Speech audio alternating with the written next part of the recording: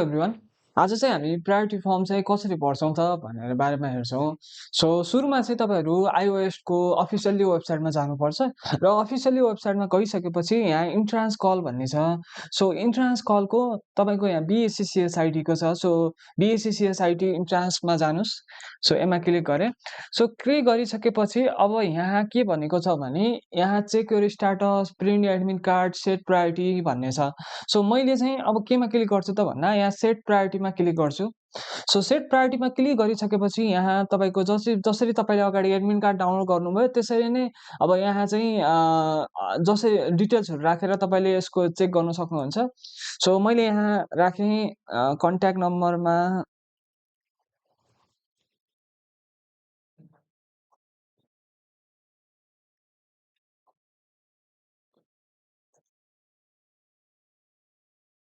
So यो राखेँ र यो राखिसकेपछि चेक योर स्टाटस हेर्छौँ।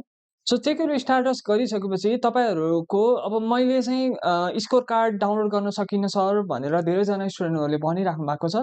सो हजुरहरूको स्कोर कार्ड पनि यसरी नै डाउनलोड गर्न सकिन्छ। सो मैले सबै डिटेल्स राखेर यो खालको इन्टरफेस खोल्छ र यो खालको इन्टरफेस खोलिसकेपछि यहाँ डाउनलोड अप्सन भन्ने छ। सो डाउनलोड अप्सनमा यहाँ स्कोर कार्ड भन्ने छ र यसरी तपाईँले स्कोर कार्ड डाउनलोड गर्न सक्नुहुन्छ। सो मैले चाहिँ अहिले अब सेट प्रायोरिटी कलेज प्रायोरिटी गर्न खोजिरहेको छु। सो सेट कलेज प्रायोरिटी गर्दा चाहिँ सो सुरुमा चाहिँ यो साइडमा भएको अप्सनमा क्लिक गर्ने। सो यो साइडमा भएको अप्सनमा क्लिक गरेपछि यहाँ तपाईँको कलेज प्रायोरिटी भनेर यसको खालको इन्टरफेस देखिन्छ। यसमा चाहिँ के भनेको छ भने सो सुरुमा चाहिँ एड कलेज एन्ड प्रोग्राममा क्लिक गर्नुहोस्। सो म्याक्सिमम 20 वटा कलेजसम्म तपाईँहरूले चाहिँ एप्लाई गर्न पाउनुहुन्छ।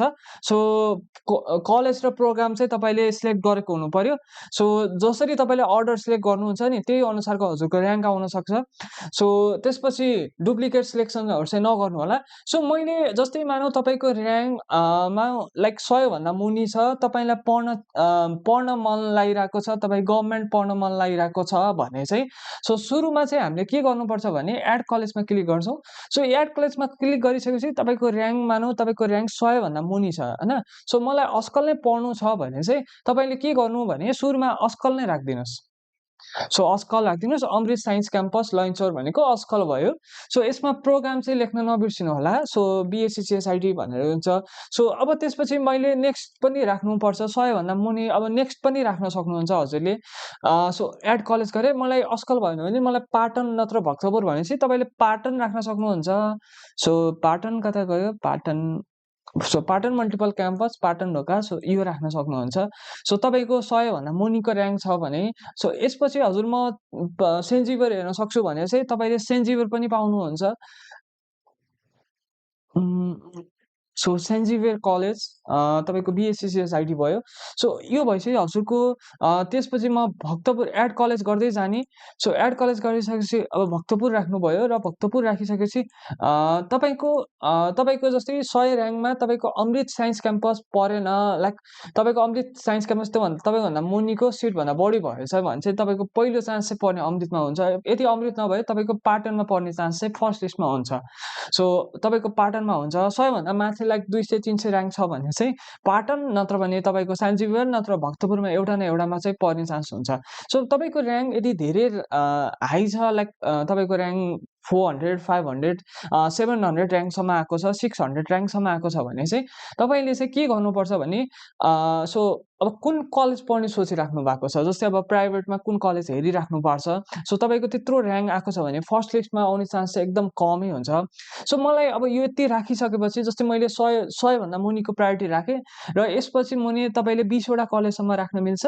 सो मैले यहाँ एड कलेज गर्दै गर्दै गर्दै गयो भने 20 वटासम्म राख्नु मिल्यो। म 20 वटा राख्दिनँ, तपाईँ 5 वटा राख्छु, 6 वटा राख्छु, 7 वटा राख्छु भने चाहिँ जति पनि राख्न पाउनुहुन्छ। सो मैले 4 वटा राखेँ। यसपछि मुनि तपाईँ जति पनि राख्न सक्नुहुन्छ।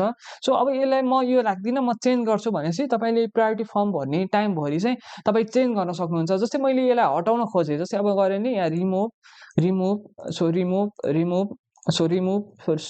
अब मैले पाटन राखेँ। पाटन राखेपछि म भक्तपुर राख्छु। भक्तपुर राखेपछि हजुरको पर्ने चान्स हुन्छ। सो 100 भन्दा मुनिको ऱ्याङ्क छ भने सो भक्तपुर राख्नुहोस्। सो भक्तपुर राख्नुहोस्।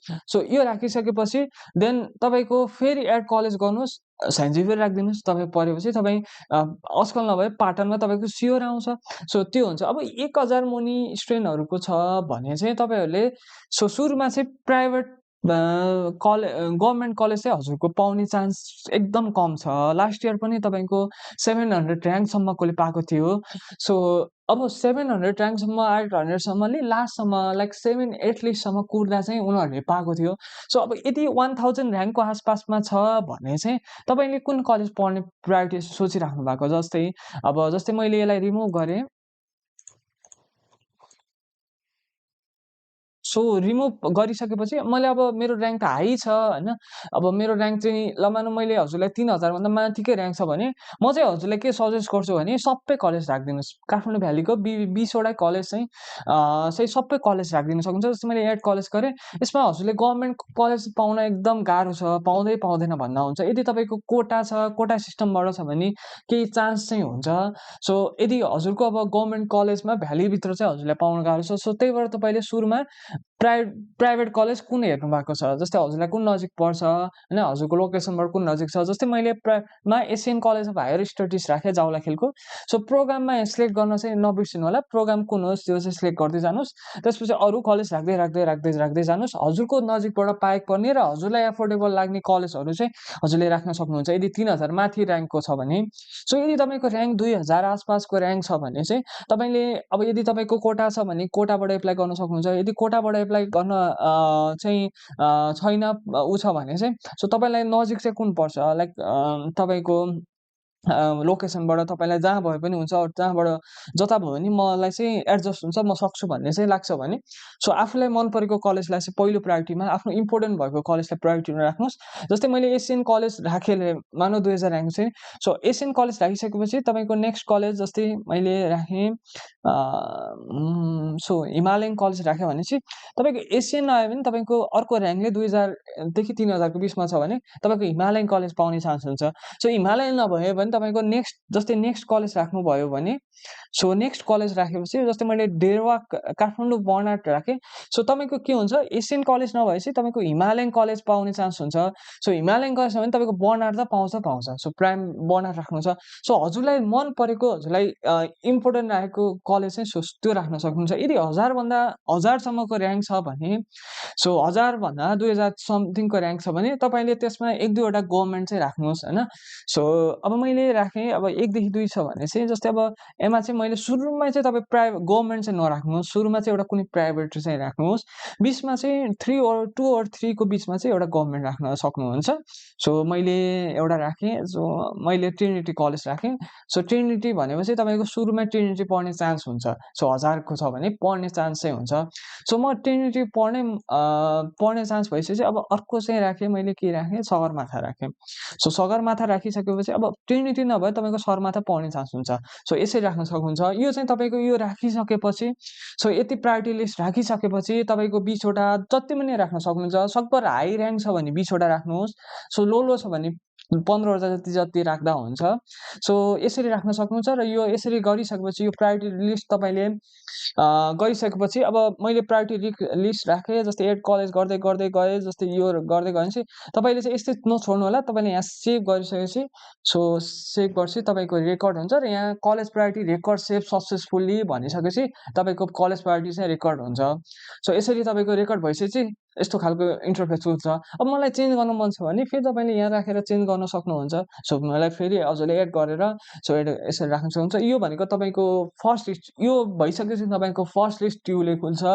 देन तपाईँलाई फर्स्ट लिस्टमा मलाई चित्त बुझेन, जस्तै मैले सगरमाथा खोजेको, मलाई पढिदियो स्वस्तिक कलेज पढिदियो भनेपछि म सगरमाथा नै पढ्छु भने तपाईँले सेकेन्ड लिस्ट एप्लाई गर्न सक्नुहुन्छ। जस्तै तपाईँले भक्तपुर पढिदियो, मलाई पाटन नजिक पर्छ भनेपछि तपाईँको फर्स्ट लिस्टमा आएन भने सेकेन्ड लिस्ट गर्न सक्नुहुन्छ, एप्लाई गर्न सक्नुहुन्छ। सो एप्लाई गर्नको लागि डाइरेक्ट जानु पर्दैन। लाइक कलेजले अफिसियल्ली नोटिस निकालिसकेपछि कलेजको वेबसाइट, कलेजको सोसल मिडियामा चाहिँ हालेको हुन्छ। हालिसकेपछि तपाईँ के डकुमेन्ट चाहिन्छ त्यो डकुमेन्ट लिएर हजुरको स्कोर कार्ड चाहिँ नहराउनु होला। स्कोर कार्ड चाहिँ प्रिन्ट गर्नुहोस्। सो त्यो डकुमेन्ट लिएर चाहिँ हजुरले चाहिँ लिस्टको लागि, सेकेन्ड लिस्टको लागि एप्लाई गर्न सक्नुहुन्छ। हजुरहरूलाई झन् कुनै कन्फ्युज भयो प्रायोरिटी फर्म भर्दा कलेज लिस्टहरू चाहियो अथवा हजुरहरूलाई स्कलरसिपको बारेमा बुझ्न मन भयो, सो हामीलाई चाहिँ स्क्रिनमा दिएको नम्बरमा सम्पर्क गर्न सक्नुहुन्छ। सो हामी चाहिँ हजुरलाई कोअर्डिनेट गर्छौँ र हजुरको प्रायोरिटी फर्म भर्नमा हेल्प गर्छौँ। सो कुनै प्रब्लम भए भन्न सक्नुहुन्छ। धन्यवाद।